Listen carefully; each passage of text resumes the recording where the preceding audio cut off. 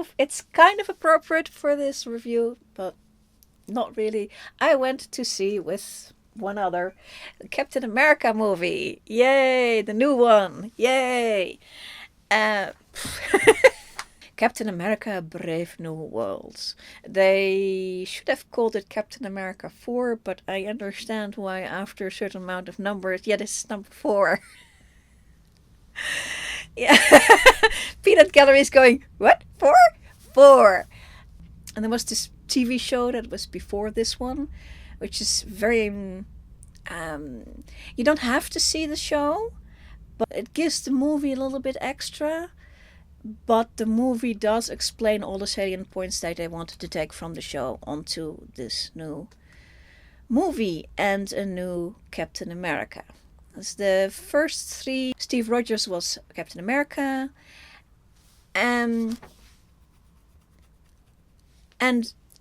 the entire series of movies and this entire franchise, each of these sets of movies with their own different names, have a certain set of themes, but the Captain America movies were sort of kind of wishy-washy on the theme always.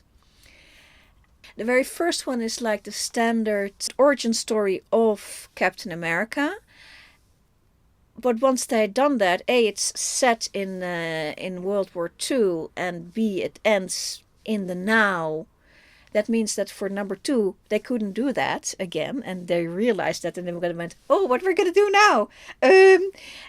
And they kind of did do the same thing by taking some person also from his past into the now.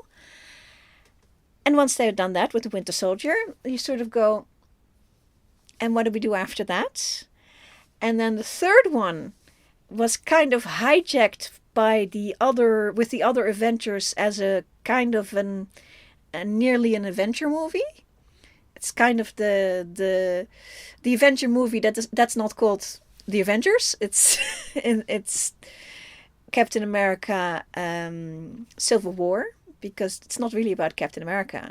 He is on one side, but half the adventures are on the other side. So, and kind of all wishy-washy. But one of the themes that comes up in the older ones is that they paired him pretty quickly with Natasha, with the Black Widow, and you get a sort of a spy thing and politics, and with the Civil War you definitely got some politics, and so politics and spies seems to go really well with Captain America. And then the last 2 Avenger movies happened, and at the end of that, which I will not talk about much because Peanut Gallery has not seen an Endgame, and I'm not going to tell what happens. She knows the basics of it. The original Captain America is done after that, and he passes on his shield on to the only 2 people who were there who were Falcon and the Winter Soldier. And so Marvel wants to start another cycle towards a big finale movie like the Avengers. Sure, it's going to be called the Avengers again. Avengers number gazillion. And make it bigger and better than anything in previous. But for that you need a new set of heroes. And so building up again, Marvel knows that if you want to do an ensemble movie like Avengers and make it successful, you have to do the work beforehand.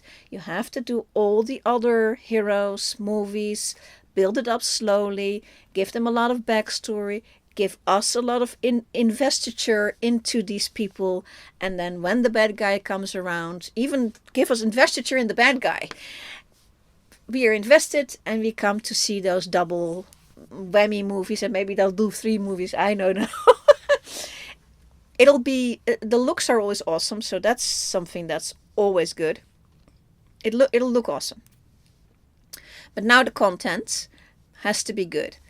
And for Captain America, white guy, born before World War II, was in World War II, you know, when the shield is handed to Winter Soldier and Falcon to decide between them what they're going to do with it, there is an issue there. For Winter Soldier, there is an issue that he has too many associations with Russians and bad guys that he's sort of going, I can't be Captain America.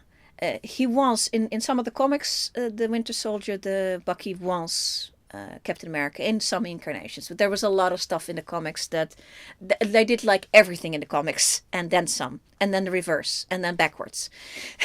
So yeah, that happened, and there was also a black Captain America in the comics. So Falcon being black, it is kind of the next step, but I can see that they had to make a whole series about how that came about and why, the background of that, basically. The series, the Falcon and the Winter Soldier series from 2021, is all about what is it to be a man? What does it mean? What can you do? What can't you do? And then in the secondary, it's what is it to be a black man? What can't you do? What can you do? And thinking about that, because they go into it quite deeply and they have a lot of thoughts and people talking and emotions. And I was thinking, you know what? That very first Captain America movie, it was also about that. It was lacking a little bit in the emotion because it needed to be more visual. But the journey that Steve Rogers has from a scrawny little shrimp boy who wants to take part but it gets his ass clobbered every time, to making saying yes to the program of being an enhanced soldier, and then what do you do after that? All these things are part of this part of the franchise. And the movie Captain America Brave New World realized that, and they keep going with that. And Anthony Mackie, who plays Falcon and now the new Captain America, is really good at carrying this thought process. It's a thought process wrapped in an action movie, an hero action movie. It's about what it is to be a man. And I think that makes it really important in the world, because there's I know I will not be able to find who said it, but there was a black lady on a video, so I don't remember when, and she said she was feminist, and she said something very interesting. She said, feminism is stalling because now the men need to emancipate. That's the next step. She didn't quite say it like that, so I'm paraphrasing, but that's basically what she meant. Men need to go to the next step so everybody can progress. And this movie is actually a perfect vessel, a perfect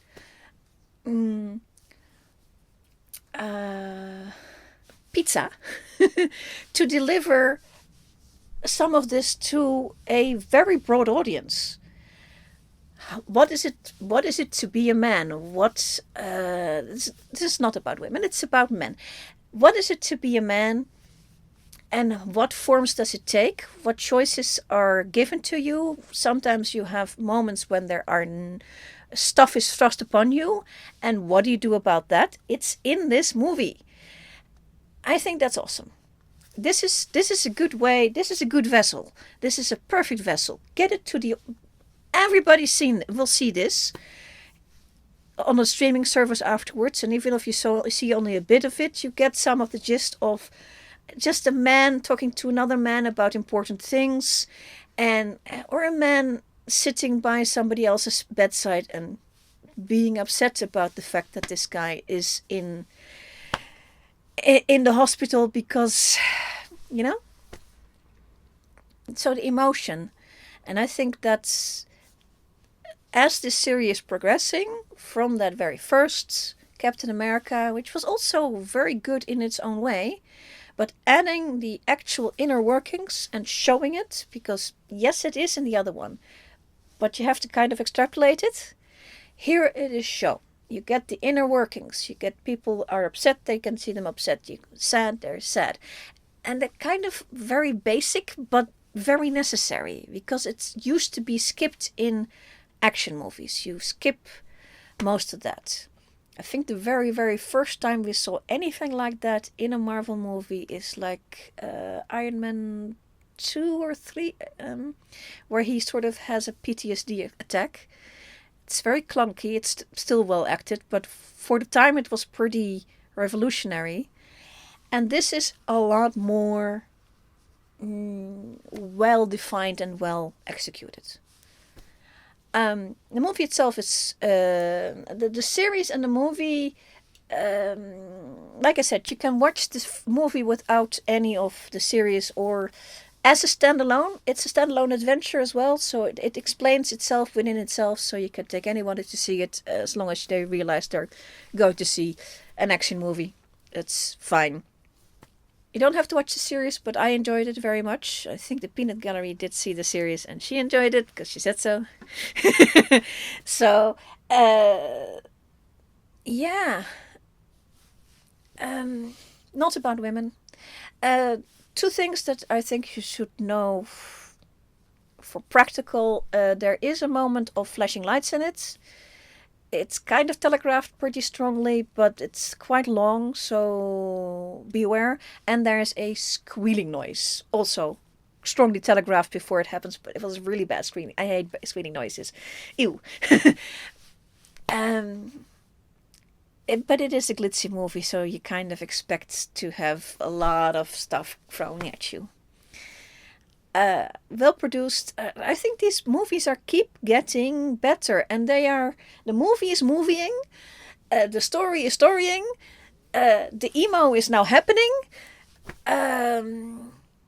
Yeah, the only thing you can say about the movie like that is it is an in-between movie. They are gearing up towards a bigger thing, and in the past that was a bit of it's a kind of a throwaway movie, and this is not a throwaway movie. This was an enjoyable movie in itself, an adventure of their own, set in a bigger space that we know. So yeah, for both series and the series, it's a little bit more. The series is a little bit less glitzy, but then you get. For that you get more time to talk to the characters and see the characters act, which is whatever you like. They still didn't underproduce the series, I can assure you. There's a lot of stuff there. In 2021, it's fully a pandemic production, just coming out of pandemic making this. So, and it doesn't look it at all. I couldn't notice anything amiss at all. This is yay. And that's my opinion, and I'm sticking to it.